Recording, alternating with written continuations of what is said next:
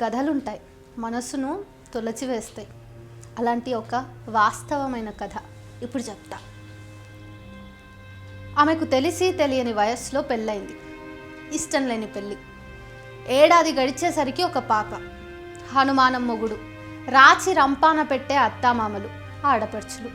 ఏడాదిన్నర ఎన్నో కష్టాలను అనుభవించింది. రాత్రయిందంటే గుండెల్లో భయం, వణుకు. తెల్లవార్లు సిగరెట్టు పీకలతో తొడలు, రొమ్ములు, వీపంతా కాల్చే మొగుడు. విలవిల్లాడింది. ఇదెంతో కాలం భరించలేననుకుంది. ఒకానొక వానాకాలపు నడిరేయిన పసిపాపను ఎత్తుకొని ఇల్లు విడిచింది. చీకటి ఉరుములు, మెరుపులు. ఆ కుండపోత వానల్లో 4-5 కిలోమీటర్ల దూరం నడిచి వెళ్ళింది. రైల్వే స్టేషన్లో నేలపై కొంగు పరుచుకొని పడుకుంది. పాల కోసం గుక్కపట్టి ఏడుస్తూ పాలింకిపోయిన రొమ్ముల్ని చీకుతున్న పసిపాప. ఏడ్చి ఏడ్చి గొంతెండిపోయింది. అట్లా ఆమె తన పల్లెకు చేరింది. అమ్మా నాన్నలకు గాయాలు చూపించింది. మనసుకైన గాయాల్ని చెప్తూ తల్లడిల్లింది. పాపకు మేకపాలు తాపుతూ బ్రతికించుకుంది. ఆ పల్లెలో కూలీనాలితో కడుపు నింపుకుంది. నాట్లేసింది, కలుపు తీసింది, పత్తేరబోయింది. ఆమె చేయని కూలీ పని లేదు. పని చేస్తూనే చదువుకుంది. ప్రైవేటు కట్టి 10వ తరగతి పాస్ అయింది. పాప పెద్దదవుతోంది. ఊళ్ళో ఉంటే ఈ కూలీ పనులే దిక్కవుతాయనుకుంది. తన పల్లెకు 30 కిలోమీటర్ల దూరంలోని సూర్యాపేటకు చేరింది. నర్స్ ట్రైనింగ్ కోర్సులో జాయిన్ అయింది. పార్ట్ టైంగా ఓ హాస్పిటల్లో నర్స్గా చేరింది. పొద్దంతా పని.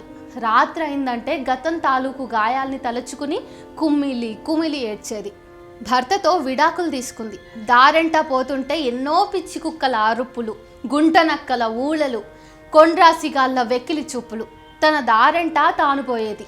హాస్పిటల్లో డాక్టర్ సెక్షువల్ హెరాస్మెంట్. కొద్ది రోజుల్లోనే అక్కడ ఉద్యోగం మానేసింది.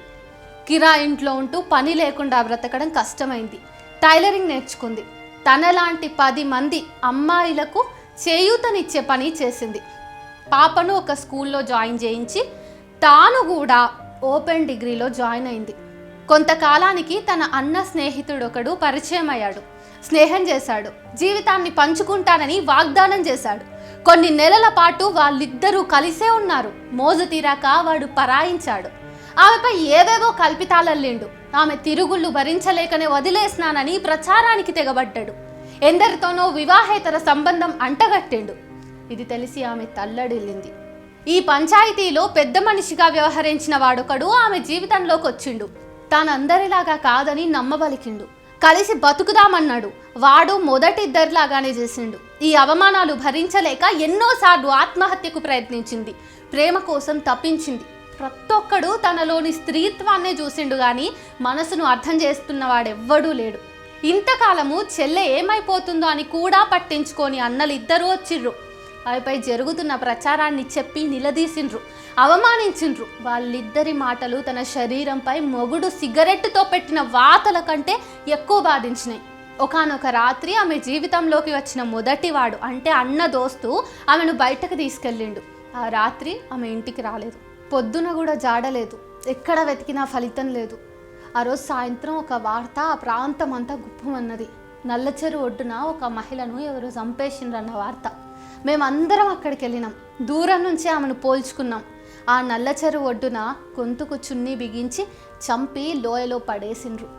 బతుకుపై ఎన్నో ఆశలతో, ఊహలతో తనను తాను నిర్మించుకుంటూ అప్పుడప్పుడే నిలబడుతూ వెలుగుతున్న ఆ కలువను చిదిమేసిండ్రు.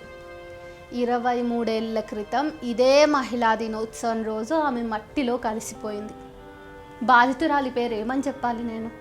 ఆమె తన సొంత అన్న స్నేహితులతో కలిసి వాళ్ళ అన్ననే హత్య చేయించిండు అని చెప్పేసి నేను ఎట్లా చెప్పాలి మీకు? ఇట్లాంటి ఎంతోమంది మహిళల కథలు ఉన్న ఈ సమాజంలో ఈరోజు మనం ఆనందంగా హ్యాపీ విమెన్స్ డే అని చెప్పుకోవాలంటే మనసు రావట్లేదు నాకు ఎందుకు. బై ద వే ఈ ఘటన జరిగింది 2002లో సూర్యాపేటలో.